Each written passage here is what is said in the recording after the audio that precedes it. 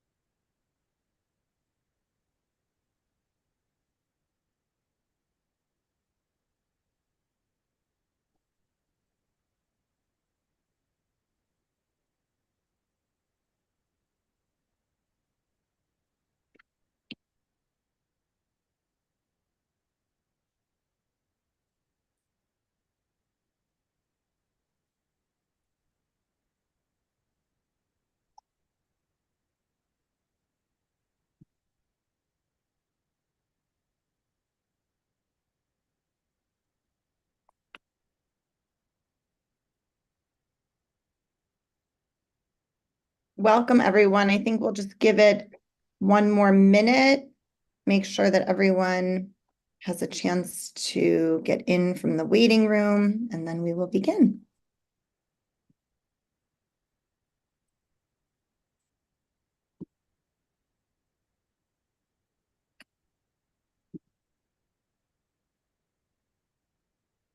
All right.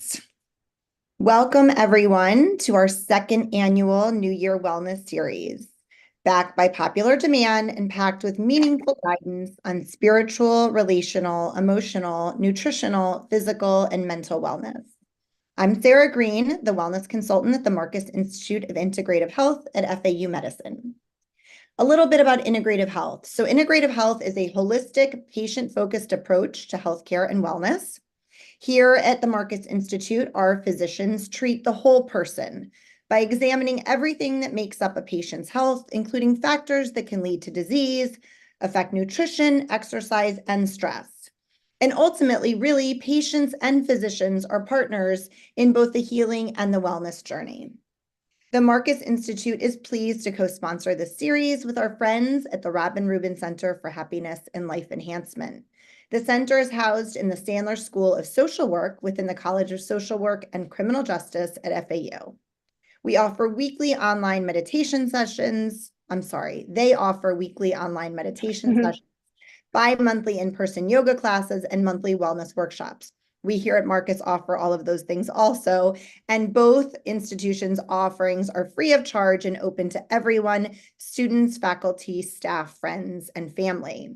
We're posting links in the chat now and invite you to learn more about the Marcus Institute and Robin Rubin Center and make plans to join us again in the near future. So in the chat box, you'll see those links. And now to our featured speaker of today. It is my honor to introduce today's speaker. Rebecca Caston graduated from the Institute of Integrative Nutrition and is a national board certified health and wellness coach. She is also a hormone health specialist and a graduate of the Institute for the Psychology of Eating as a mind-body eating coach. She's a 200-hour Vinyasa certified teacher. She is also an author, having authored her first cookbook, For the Love of Real Food, and is a mother to 3 beautiful, empowered daughters. Rebecca's compassionate, loving approach to wellness comes from decades of personal experience and her own struggles to overcome unhealthy relationships with food. Rebecca and I have been working together for years now, and Rebecca is not only a colleague, but she is a very dear friend. It is truly my honor to hand it over to Rebecca Caston. Thank you, Sarah. Thank you so much for that beautiful, warm welcome. And happy Wellness Wednesday to everybody. I am excited to speak about the one thing that I'm the most passionate about, which is integrative nutrition and how we can nourish our body, mind, and soul. And it's not only with food. So Sarah just did this amazing bio. So you know a little bit about me. When I practice integrative and functional nutrition, it is really taking a very individualized, targeted approach to the person's health and wellness. And I look at it from a holistic lens. And that's a little bit about what I'm going to be explaining to you about how there are so many modalities that nourish us. And it's not just the food on our plate. So, integrative nutrition. We can't nourish the body without acknowledging the interconnectedness of our physical, our mental, our emotional, and the environmental factors to our well-being. In the holistic nutrition world, we have two classifications of nourishment. We have our primary foods and we have our secondary foods. Our secondary foods are the foods that nourish us on our plate. That's the food we eat. But then there's our primary foods. Our primary foods consist of our relationships, our careers, our social life. And there's a phrase that says, if you can eat all the broccoli and kale in the world, but if you're in a bad relationship or you hate your job or you don't have purpose or social connections, you will never be truly wholly well. Most eating disorders and eating habits stem from an emotional place. So part of integrative nutrition is diving into that emotional place to find out what's making you tick and to help you to create balance. So when we look at the primary foods, we're looking at your emotional well-being, we're looking at your connections in your community. Are you practicing self-care on a regular basis? Getting really good, adequate sleep? Do you have a toolbox of stress management techniques? And finding the joy in movement. And we're going to get into physical exercise, but there's such a difference when you approach physical exercise with a different mindset. Do you have to take that run, or do you love to run? So I help you find what works for you so that movement becomes something that's enjoyable. So when we dive into the primary food realm, this is the circle of life, the wheel of life. It has so many different names. And this is really a starting point. So before we even really dive into your nutrition profile and what you need and may not need to support you nutritionally, we want to take a look at these areas in your life. And if they're unbalanced, we work on creating goals so that we can find some balance in this, this spiritual part of your life. We can't have one without the other, right? We can be in a body shape and size that we feel is right for us. But again, if your relationships are off, or you're not fulfilled in your career, or you want to delve more into home cooking, you're never going to be completely wholly healthy. So we spend a lot of time in this area of primary foods. When we talk about regular physical activity, what does that look like? That it looks different for every person and everybody that sits in front of me and everybody that's on this Zoom call. There are so many benefits to physical activity, both for our mind and for our physical body. In terms of our physical body, it contributes to improved cardiovascular health, enhanced muscle strength, and weight management. But in terms of our emotional body and our cognitive health, regular activity releases endorphins, which promotes a good mood. It helps us with stress and anxiety. Science also shows that regular activity, regular exercise supports our cognitive function. It helps with our focus and our memory. It helps with brain fog. So overall, it really fosters just healthy well-being overall. And like I said, it's individual. For some of us, it might be just taking a walk every day. For some of us, you really need to get into the gym. For some of us, it's yoga. The trick is finding, or the beauty, the simplicity is actually finding what works for you. What works for you is not going to work for anyone else. So when we look at the key elements of integrative nutrition, we must look at bioindividuality. And that is what works for you as a person who lives in your body, with your age, with your genetics, with your lifestyle. And there are so many other factors. So working on an individual basis helps us create a meal and lifestyle plan that is specific to your individual needs, not anyone else's. We also take a whole person approach, right? We need to look at all of the factors of your life, your food, as well as the emotional and mental impact of your lifestyle and your stress. In integrative nutrition, which sets us apart from allopathic medicine, we are focusing on prevention. So when I use the word targeted nutrition, yes, we want to help with your symptoms, but we want to target it so that we can prevent those symptoms from getting worse. We could try to help reverse them, and we're preventing from other symptoms of appearing as we age. We use holistic health practices to complement the nutrition piece, mindfulness, stress management, and there is a myriad of other holistic health practices that help to support comprehensive overall well-being. Again, it's really personalized. It's personalized to your culture, to your health goals. So we consider all of these markers when I sit and I create a wellness plan for an individual. And then getting back to food, because we are talking about nutrition, we must have a balanced and varied diet. When we think about food being medicine, and that's not to say that we don't need other medications and we don't need supplementation, but if we look at food from a food as medicine perspective, our food has all of the nutrients, vitamins, and minerals that we need to live a very happy, whole, balanced life. So when we start to talk about restrictive diets, and we're going to kind of dive into that a little bit, we're missing key nutrients that create overall balance and wellness in our bodies and in our lives.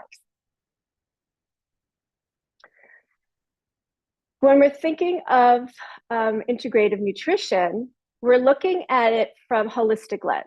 So I'm looking at it from your overall health and vitality. So we know now with proper nutrition will support your physical health and your vitality. We've learned that engaging in activities that stimulate our mind will contribute to our cognitive health, improving our cognitive health and our memory. And then tending to the soul through like spiritual practices or meaningful connections, that enhances our overall well-being. Our mental and emotional well-being, we need to nourish our brains so we improve our mental clarity, our focus, and our emotional resilience. When we eat well, we have better energy and productivity. We'll have the optimal energy so that we can do the things that we love. When we feed our soul, it rejuvenates us, it motivates us, right? So creating your own personal wellness and self-care plan. Having a toolbox, and I always use the word toolbox because most of us, when we feel stress, food or other substances which are not healthy and supportive are our go-to. So I love creating a toolbox with stress reduction activities that you can pull out at the drop of a hat. Sometimes we need food, but when we go through our other list of tools to see if we can help cope with stress, and if those don't work, sometimes, an Oreo does the trick, but we try to minimize using food as a tool to help with stress and emotional balance. And we have also found that when we're feeding ourselves well, when we're practicing self-care, when we have good coping mechanisms, we become more resilient, right? We're able to healthfully navigate life's challenges more effectively. And it gives our lives more purpose and more meaning, and it gives us strength so that we're able to deal with difficult and challenging times. Oops, I apologize, just left a slide there. So there are many long-term benefits to nourishing our soul, to nourishing our mind, body, and soul. There's long-term health benefits. There's improved quality of life. And what we're trying to do is really find this like balance and harmony so that we can live the life of our dreams. Many of us have gotten into the habit of restrictive diets or the latest fad. And what we've found that, again, by restricting certain nutrients in our body, we are creating health problems. We're not creating long-term health. We're not creating longevity, and we're creating dysregulation in the body. So we want to find a nice balance.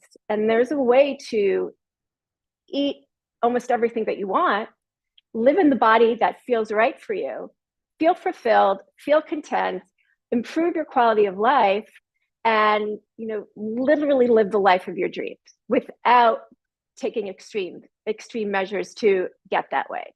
So it's all about balance.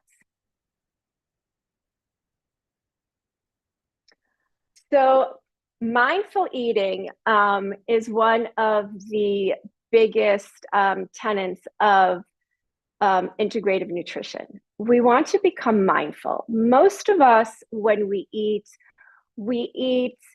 by habit. Our eating speed, how we eat, our choices. We're not really present when we're eating. Most of us eat very, very fast. The science has showed that when you are eating fast and you're not mindful about what you're eating, your body is not able to digest, assimilate, and metabolize the nutrients. So essentially, it's throwing your body into fight or flight or into low-level stress. So by practicing mindful eating, by using all of your senses when you sit down to enjoy your meal, and really being in that present moment, you're creating awareness, you're practicing non-judgment, because all food is good. We have gotten to this point where we have given human characteristics to food. So naturally, if we eat carrots and celery, we're good. And if we eat a slice of pizza, we're bad. That is all toxic nutritional beliefs. Food cannot have human characteristics. Food cannot make us good and bad by what we eat. So by letting go of that judgment, by saying, okay, it's okay that I feel like having a slice of pizza today, or it's okay that I enjoyed my child's, a slice of my child's birthday cake, that's okay. Mindful eating also creates this connection between your mind and your food choices. When we're eating mindfully and slowly, and we have that opportunity to take that pause to decide, am I really hungry? Okay, what am I hungry for? Do I really want that? Is that food supportive of what I want to create in my body and in my life? So it gives that moment for you to make a decision, as opposed to defaulting to your habit or defaulting to your craving. Mindful eating also helps us turn into our hunger and our fullness cues. We all know, and we've all heard, that it takes 20 minutes for your stomach to signal your brain that it's full. We need to give it time to send that message. When we eat very, very fast, we tend to overeat because we're not giving our gut or stomach time to send that message to the brain. When we eat slow, we eat mindfully, we're able to really tune into these hunger and fullness cues. And then we know when to stop and when we're satisfied. And then we really truly know, am I eating because I am genuinely hungry? Or am I eating because I'm sad, I'm bored, I'm stressed, I'm depressed? So this is, like, I would say, of all the practices, like, this is the most important one for everyone. It just helps us really slow down, and then we enjoy food. Mindful eating also helps us to be embodied, and that's like a new word that everyone has been talking about, how to be embodied. For most of us, when we eat fast or when we're emotionally eating, we don't want to feel whatever we're feeling, so we are soothing it with food. By eating mindfully, it allows us to stay present. It allows us to be in our bodies. And even if it is that Oreo or that cookie or that whatever that we've decided is the only thing that's going to make us feel better, by slowing it down, by what I call a controlled binge, by taking that 1 or 2 Oreos and going through the whole Oreo ritual, it will allow you to have the Oreo. It will allow you to enjoy the Oreo, and without like overdoing it, like without binging.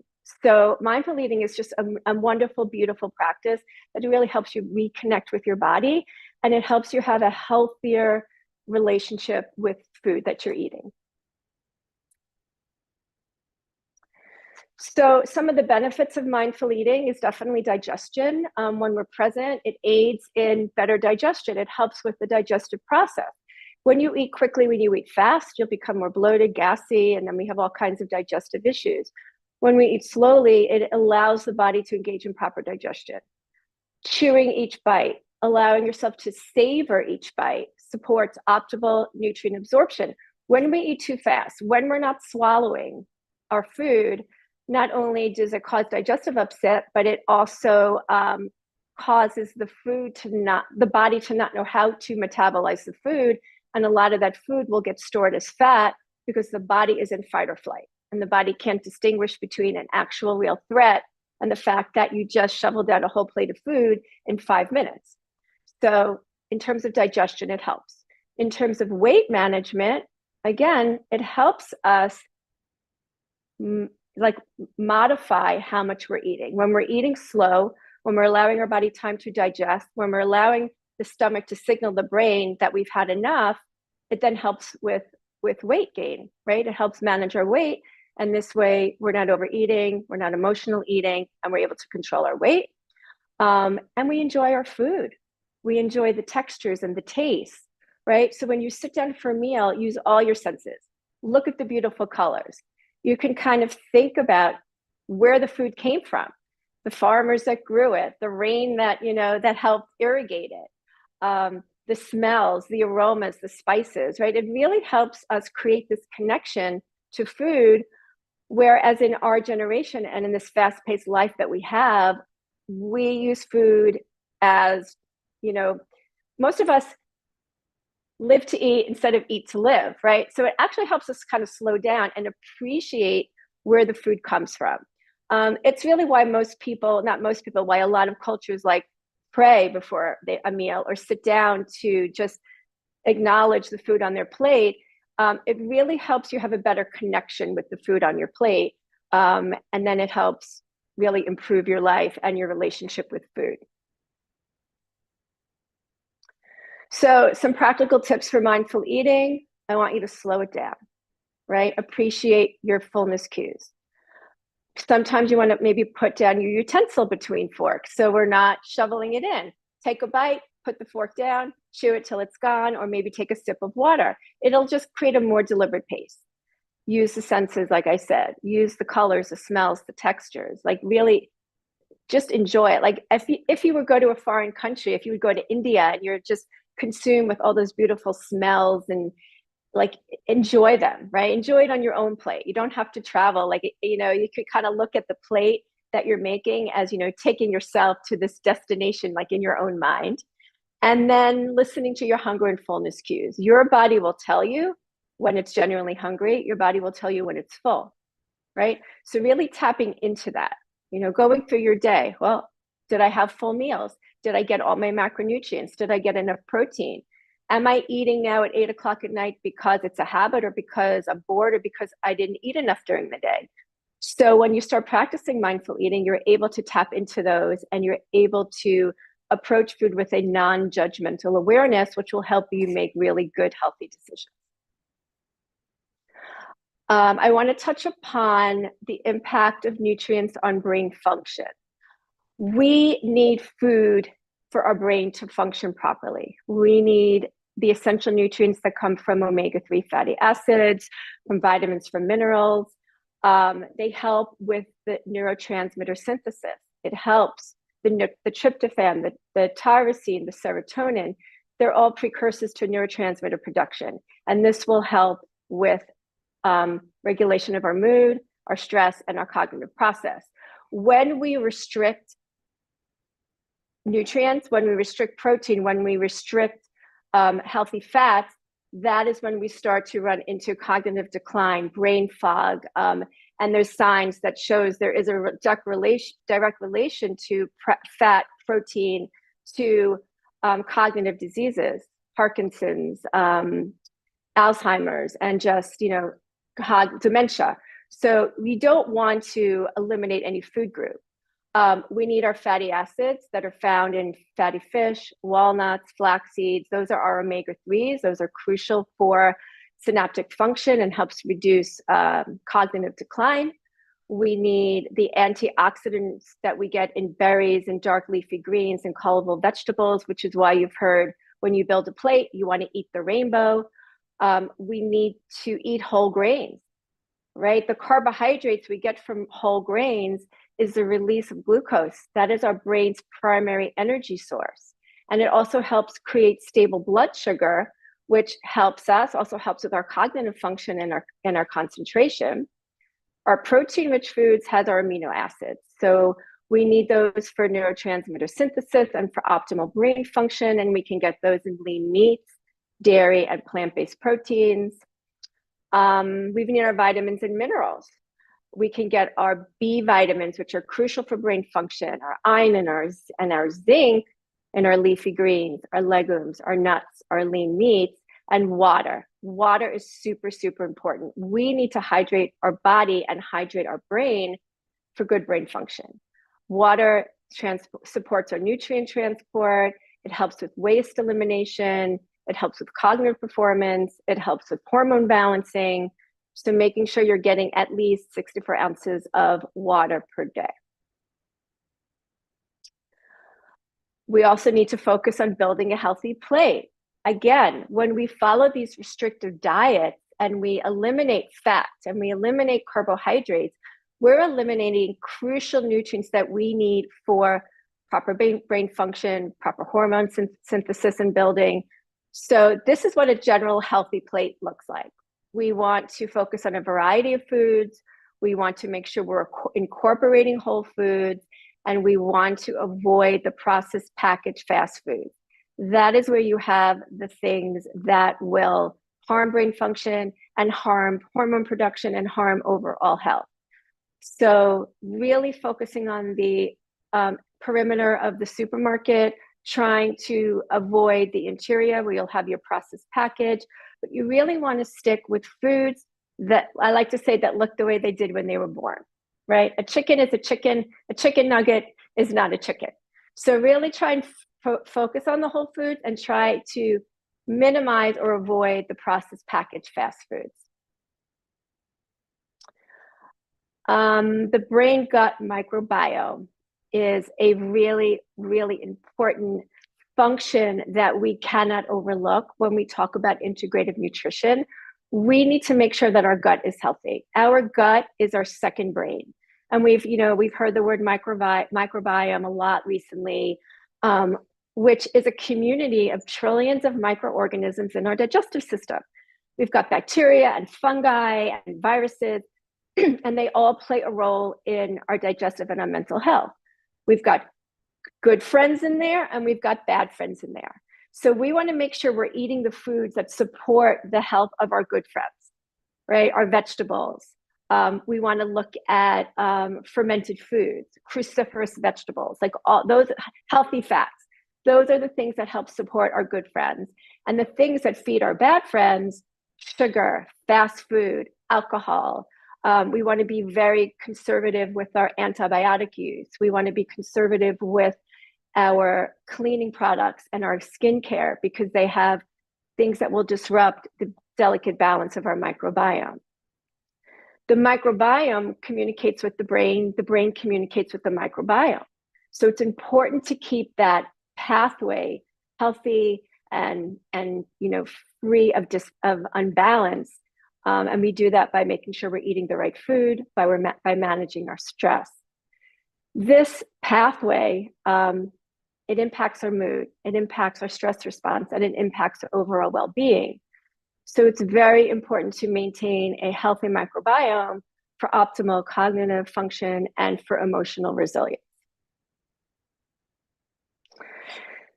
So over at the Marcus Institute of Integrative Health, we have so many integrative approaches to holistic wellness.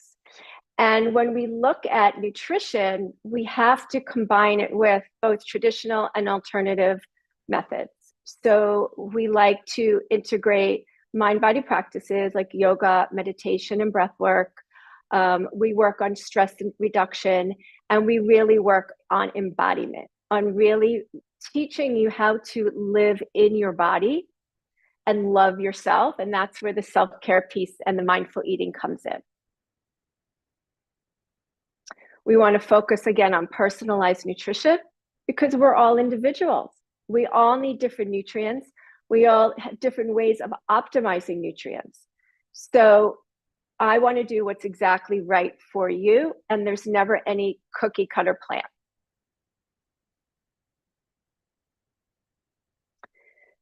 So to wrap up, we want to really highlight the holistic nature of integrative nutrition. We need to look at all of the dimensions to foster our well-being.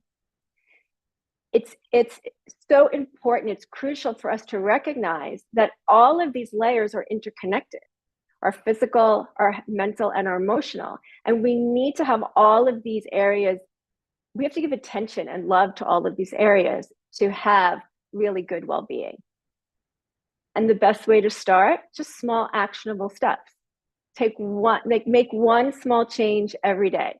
Maybe it's adding in more vegetables. Maybe it's taking one night a week and making it, a plant-based night. Maybe it's increasing your walks or just getting outside in the morning and getting like first morning sunlight. So you don't have to kind of jump into all of these dimensions. Try one little thing. But the biggest takeaway is just be conscious and be mindful. Be mindful of how you're eating. Be mindful of how you're nourishing that mind-body connection, right? Embrace the nutrition that's right for you without shame and without judgment, knowing that every step forward that you're taking will enhance your overall health and vitality. So to unlock our potential, again, you take baby steps. The biggest message is remember that it's about progress, not perfection. And it's about the journey, right? We are on a journey of optimal health and wellness and lifestyle. Like we want to age, we want to live a long time, but we want to age healthfully. So adopting the fundamental tenets of integrative nutrition and enjoying the process will create sustainable, lasting longevity, and it will take you, into your 90s and 100s.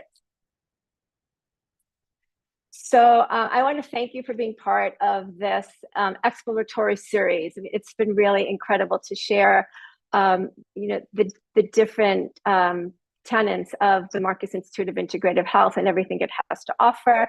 I do give an integrative cooking class on Wednesdays from 11 to 12, and Sarah has all of that information for you. And there are so many other amazing offerings and classes to help you kind of dip your toe into the world of integrative health. So really thank you all for having me today. It was really my greatest pleasure and honor to present my passion to you. Thank you, Rebecca. Before we dive into Q&A, everyone, please take a moment to fill out the survey being posted in the chat box. We appreciate your feedback.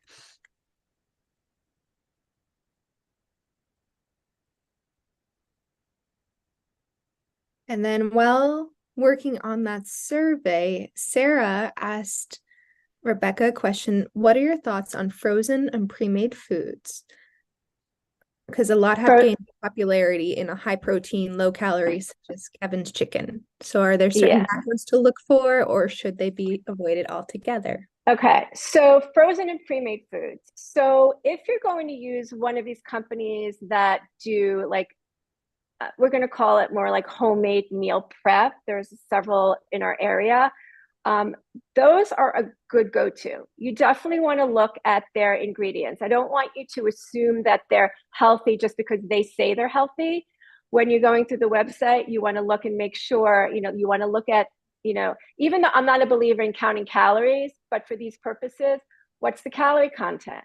What are the ingredients? How much saturated fat? How much added sugar? So you want to kind of look at that and make sure that's in alignment with the dietary journey that you're on. With the frozen ones that you'll find in the supermarkets, it's a little bit more tricky because a lot of the companies who make these frozen meals will add extra salt, extra seed oils, extra fat, preservatives, gum stabilizers. So my rule of thumb generally is like 5 to 7 ingredients or less, and they need to be whole foods. They need to be foods that you know, right? You want to look for hidden sugar.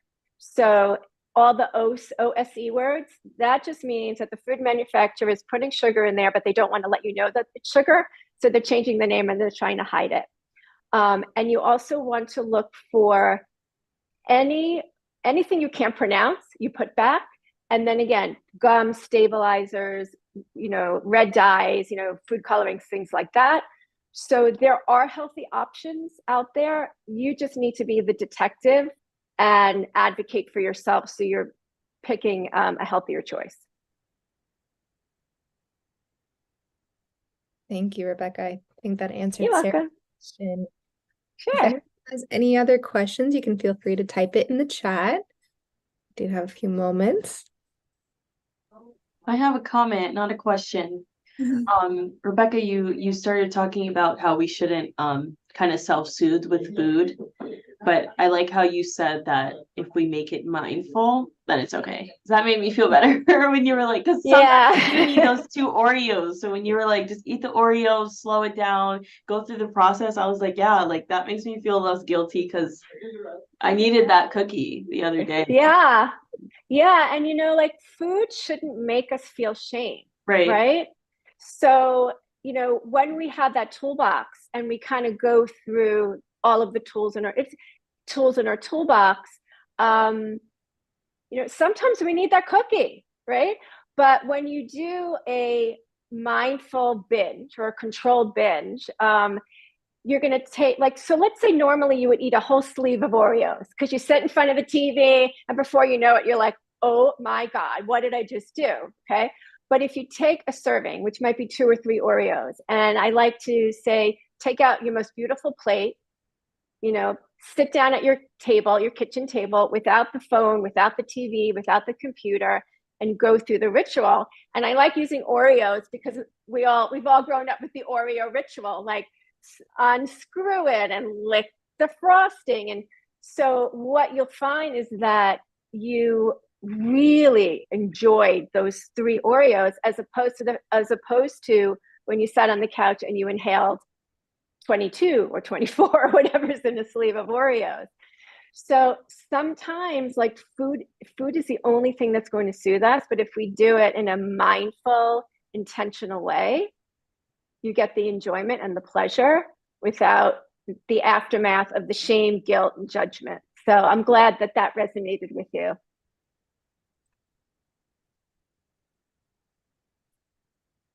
Thank you again. We have a few more questions. We have a Jeanne asked, what about things like spirulina or kombucha? And are they okay for children and adults? Okay. Love both. Superfoods, yes. So spirulina, a lot of great antioxidants, really good source of protein. So, when we're looking at how to beef up a smoothie, put some spirulina in it, right, to get some more protein. So spirulina is a great is a great resource, great for kids. The dosage might be different, so we'd have to really check and see if there's a different dosage for kids. And kombucha, great for gut health. You have to keep in mind that kombucha does have sugar in it, so we have to again, use it mindfully. But kombucha is really good for, balancing your gut. I love kombucha as a healthy alternative to alcohol. For people who come home after work and their go-to is that 4:30, 5:30 glass of wine, and that's the only way they can decompress. I say, take out your most beautiful wine glass, pour yourself a kombucha, and go practice some self-care. Maybe take it into the bath, maybe go sit outside and watch the sunset. And then this way you're getting really good benefits from the kombucha. It's a great option other than alcohol. and and it's fun to drink. My only caveat with the kombucha, which I've learned recently from some of my patients who have some reflux and GERD, some of them are really hard on the digestion. So for that, and for this one patient that I'm thinking of in particular, she just had to change her flavor, right? She found that the pineapple caused her reflux, but I think mango didn't. So, but yeah, they're both great. So enjoy that. And yeah, and kids can drink kombucha, but again, not the same amount as an adult. All right. Thank you for that again. You're welcome. What about, we have another question. What about entirely plant-based diet from Alex? Okay. So that's a tricky one. For some individuals, a 100% vegan diet works great. It is very supportive. For other individuals, not so much. I have worked with many individuals who are on a 100% vegan diet, and for them, they needed the amino acids from red meat and from eggs and from fish. So I like to practice a plant-forward diet. I think that 80 to 90% of your diet should be plant-based and vegetables, but you should incorporate a little bit of animal protein, eggs, fish, like every once in a while. But for some individuals, plant-based diets are great as long as you're really focusing on how you can get as much protein as you can from plant-based sources of protein. And I would say my caution or my warning label is really be wary of the plant-based substitutes because they're not all good for you. A lot of the plant-based meats have a lot of things that are wreaking havoc with our digestive system, so you have to really be careful what's in there.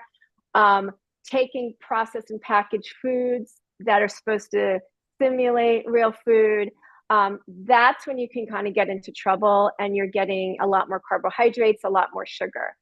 So this is where you put on your detective hat and start reading labels. But it could be a really, really supportive way of eating for some people. But that's you need to listen to your body. I just want to kind of end with this on the plant-based topic. Listen to your body. If all of a sudden you see that you're gaining weight with no explanation, fatigue, hair loss, achy joints, your digestive system is out of whack, that could be a signal to you that says, you know what, this may not be the right meal plan for me. That's fair. I like all of that information because plant-based has always been curious as well for me. So I'm glad we got to touch on that a bit. We have many questions. Everyone's so keen on the subject. You're doing such a great job. Yeah, I'm so glad. Marilyn asked, what would be the way to replace sugar without using sweeteners? And is raw honey and panela okay? Panela. I have never heard of panela, so I guess I'm going to have to Google panela. Yes, so replacing refined sugar, it's always better to replace it with natural sweeteners, right? Raw honey, raw maple syrup, date syrup, molasses, like things like that. But it's still sugar. So if you want to completely avoid any natural sugars, you can get the same kind of sugar satisfaction from sweet potatoes and carrots and beets and things like that. Fruit's good. Again, you want to really watch the sugar intake. You want to look at the fructose in a lot of the fruits, kind of stick with the low glycemic fruits like berries and apples and pears and some citrus.